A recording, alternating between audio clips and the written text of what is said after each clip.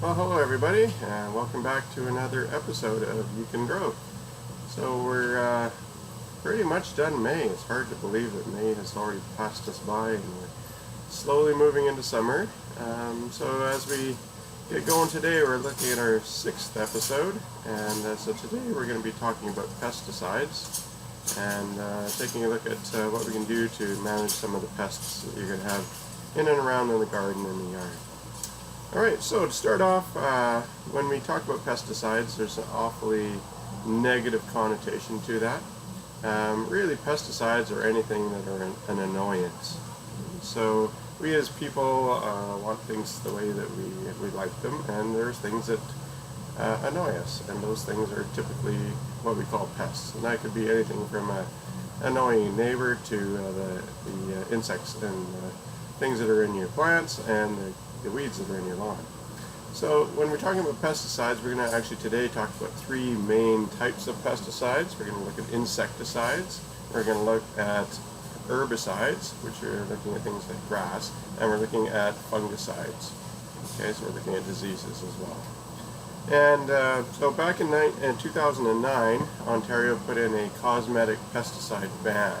So what that means is it eliminated a lot of the chemical products that were out on the market, whether it be a fungicide, an insecticide, or an herbicide. Okay, and anybody who's been gardening for quite a long time recognize that created some challenges. And so over the years, there have been a number of things that people have been using to combat some of the pests that they have in the garden. So I'm going to go through a lot of that today and give you hopefully some tools to be able to manage the infestations that you may come across in your garden or on your lawn, okay, or wherever that place may be. Right, so there are a couple of different pesticides that we're going to look at today. The 2 main groupings would be just the natural, which are the unprocessed ones, and then a number of more processed, more commercial versions. And if you think back to my video on fertilizers, very similar. Okay, they both have positives and negatives, but they both have a good place in the garden. Right, so we're going to start by not even talking about all of this. This is a second line of defense. Your first line of defense would be a healthy plant, a healthy garden, a healthy lawn, a healthy organism.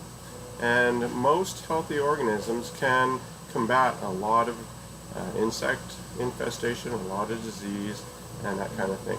So, firstly, before you consider all this, think about in your garden, in your lawn, wherever you're planting and growing, what's your water stress like? Are you stressing your plants out? And that's an easy thing to happen. That could be overwatering, that could be underwatering. That could be a really long stretch between waterings. Okay, really heavy watering and then waiting until it's bone dry.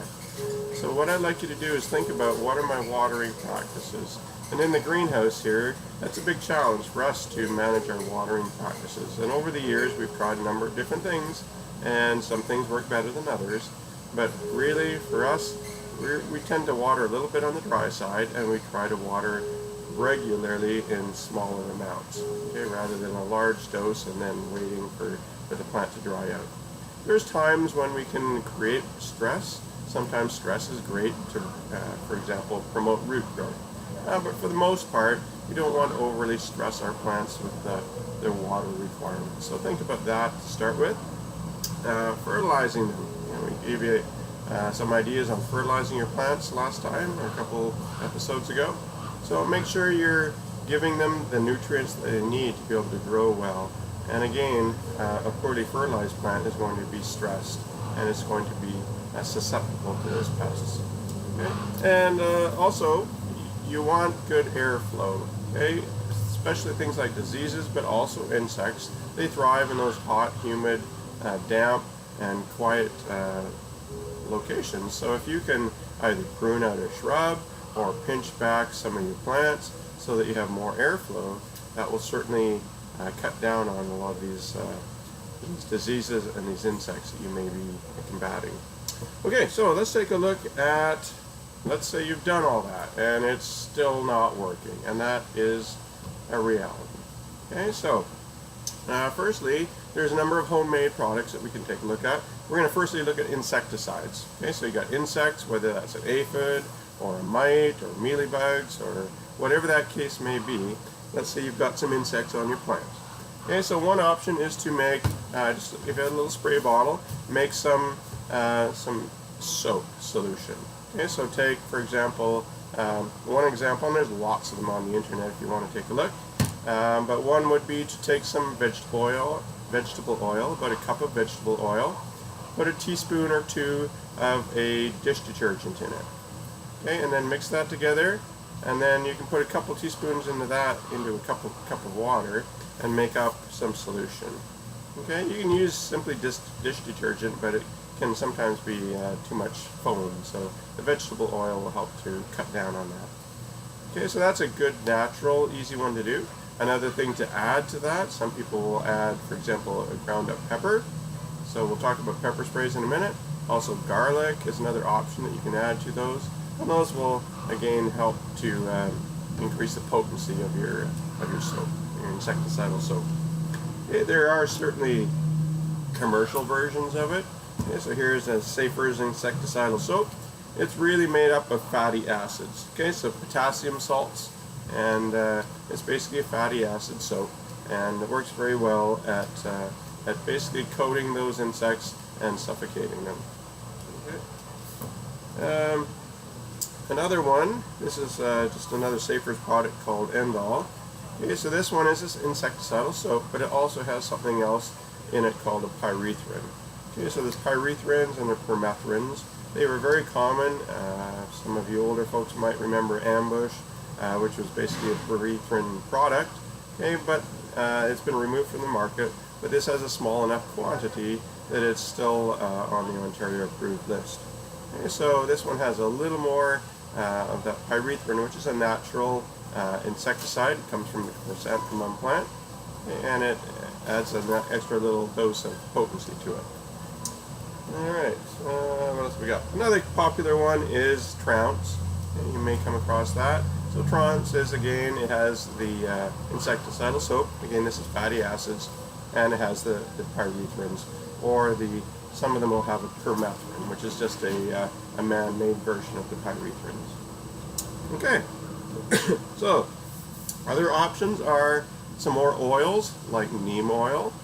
Okay, so some horticultural oils that you may be able to find in smaller quantities. Back in the day, we used to sell a dormant oil, a dormant spray kit, which had a dormant oil and a sulfur spray, which we'll talk about later on. Okay, but those oils tend to coat the plant, and they tend to suffocate the insect, similar to those insecticidal soaps. Okay, other options, and I don't have one here right now, we sold out, but diatomaceous earth. It's a very popular one nowadays.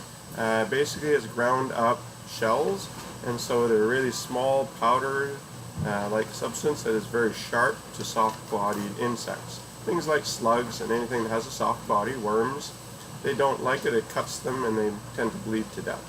Okay, so if you have, for example, some tomato plants, or you have something that you've got some grubs coming up and chewing on them, putting that diatomaceous earth around the base of the plant will then deter those slugs and those soft-bodied insects from coming up there. Alright, another option, let's say you have an ant problem, and they're not uncommon, especially in the lawns. There are some options there as well. So borax, which contains boric acid, is a good option for ants. Okay, there are a number of ant products that you could find in the local hardware stores as well. Okay, but if you're looking for a home remedy, then that boric acid is a good option. Okay, so next one would be fungicides. Okay, so let's say we have some powdery mildew on roses. Okay, or maybe you have some vegetables that are damping off.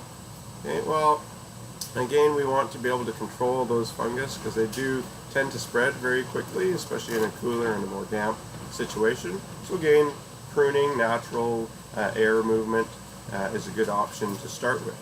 If you can't get it under control, there are things like Defender.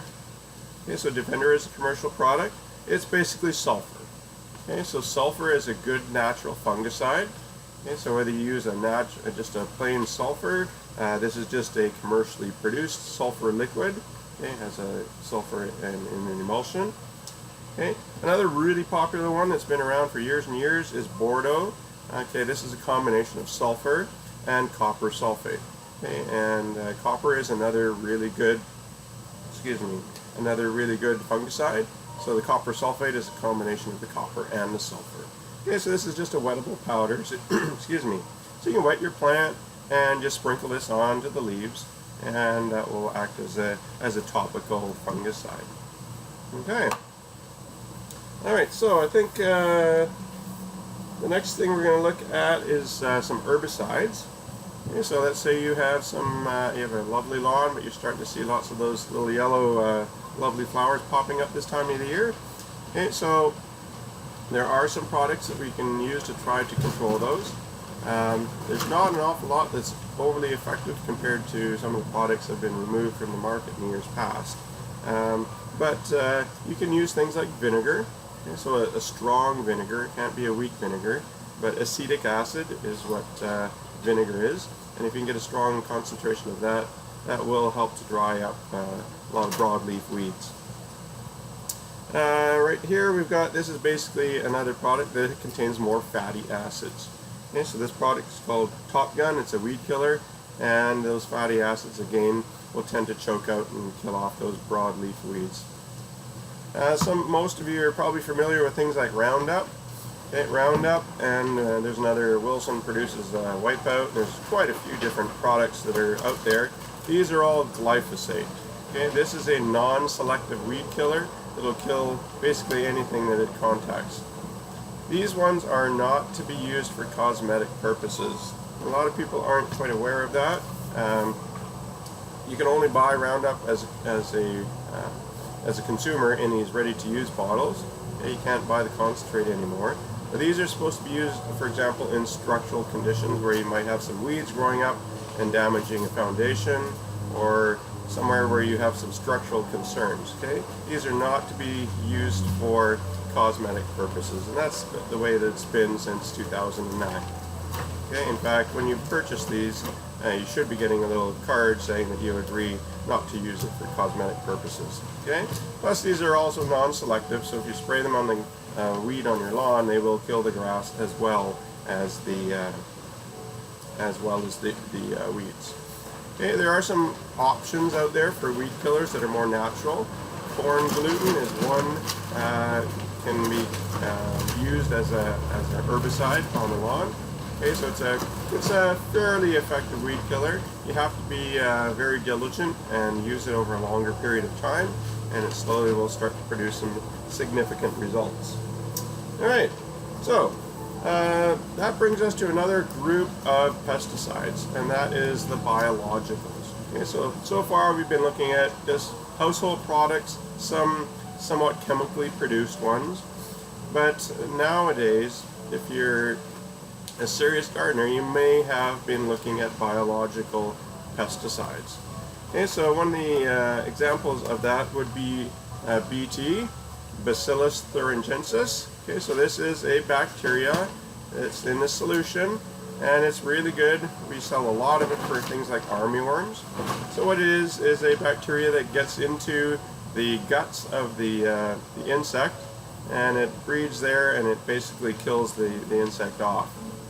It's like a parasitic bacteria. Okay, so it's good on lots of worms and any soft-bodied or insects that you may have. Okay, so yeah, when armyworm season comes, this is a great option. But really, any of the kind of the caterpillar type. Also nematodes.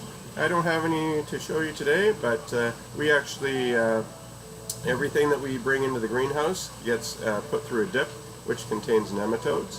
And nematodes are a naturally occurring organism that again are parasitic. So they will get into the bodies of mostly the larvae, things that are in the soil, and they again will breed inside them and basically parasitize and kill the host.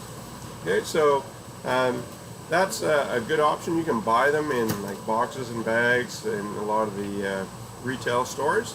Okay, so that's nematodes. Another option is if you go onto any of the biological insecticide sites, and there's lots that are for retail. It's not all just for commercial growers. But there's things like, this is one thing that we use, along with the nematodes. We regularly release parasitic wasps to control our aphid population. Okay, so we buy these little vials that come with 500 Aphidius, which is basically a little parasitic wasp that likes to lay its eggs inside aphids. Okay, so it uses the aphid as a host, and those little wasps then breed, or they incubate, and then they kill off the aphid as they do that. Okay, so we look around and we try to see aphids with little holes in their butt, because then we know, okay, the aphids, or the Aphidius are doing their job. They're laying eggs and killing off these aphids. Okay, so that is the kind of thing that is available to anybody who is interested. The trick with this is it has to be in a more of a contained area. Okay, so once those Aphidius run out of aphids, they're going to fly away and go look for something else. Okay, so even in the greenhouse, we have a harder time controlling them unless we have a good aphid population. In fact, we put banker plants where we keep aphids just to keep our little guys happy. Okay, and ladybugs, you've probably heard of ladybugs. We used to release lots of ladybugs. We released like 10,000 ladybugs every spring, and they worked somewhat effectively. We found the Aphidius work a lot better, but ladybugs are a great way of controlling, especially aphid populations. Alright, then the last little section we're going to talk about is mechanical. Okay, so physically trying to either keep away or physically removing them. Okay, so things like sticky traps. So in the greenhouse, in the past, we had these big sheets of yellow that we could cut up. Okay, and it's basically like those fly traps that you have. Okay, and we would use that to scout. We would be able to count and see how many pests we're getting. Right now, since we use the Aphidius wasp, we don't want to do that because we don't want to kill off or trap all of our wasps as well. Okay, but that's a good option if you're physically trying to just control an insect population. Excuse me. Certainly in things like some of the larger slugs and worms, physically hand removing them is not a bad option. You know, you're going to cut down on the populations fairly significantly. Another way is taking high pressure water. Right? So you have a rose bush that's infested with aphids. Okay, spray it really well with some really high pressure water. You're going to wash off a lot of those aphids. And again, yes, they may come back, but you're going to limit your population very easily. And also in things like when we have a season with armyworm infestation, okay, things like tree tape, okay, and this is called a tanglefoot paste. It's basically a paste that acts as a barrier. So you put this around the tree. Okay, typically put the tape around first to keep this from gooping up the tree. So wrap this tape around and put some goop on top of that tape, and that's going to just eliminate the option for those worms to get up into the tree.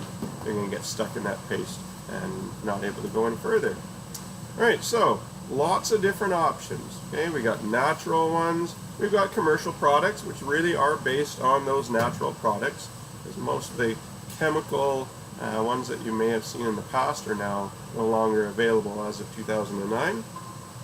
So we got the household, we got the commercial, we have the biologicals like the BT, and then we've got the mechanical means as well. Alright, so the last thing is, we live in Dryden, we have one other pest that we haven't really talked about, that is deer. Okay, are they a pest? Well, for many of us, yes they are. Not everybody thinks of them as a pest, but if you're a gardener, then it probably is. That doesn't mean deer are bad, it just means they're a pest to you because they're a bother. Okay, they tend to eat everything that we plant. Right, so again, there are a number of products out here, but the one that we have been using and selling ourselves, I live in Minnetaki and I've got lots of deer, and I regularly spray all my trees and my plants with Bob-X and have had good luck. Okay, nice thing about Bob-X, it doesn't stink as badly as some of the other products that have been on the market over years. Okay, but if you do have deer problems, this is a good option to look at. They come in ready to use or in a concentrate as well. Okay, one nice thing about Bob-X, they seem to last through a rain or two, which is not the case for some of the older products that seem to be washed out very quickly and easily. Right, so hopefully I've given you a few tools to deal with some of the pests that you may have in your garden or on your lawn. Certainly if you have more questions, we still have the Ask the Expert on our website, or feel free to give us a shout at the greenhouse and we'll be able to help you out. But June is now here, or just around the corner, and hopefully we will be able to enjoy the summer. So have a good gardening season. We are going to have one more video that we're going to kind of wrap things up for the season, and so we'll be back here next week, and in the meantime we will talk to you very soon, and happy gardening.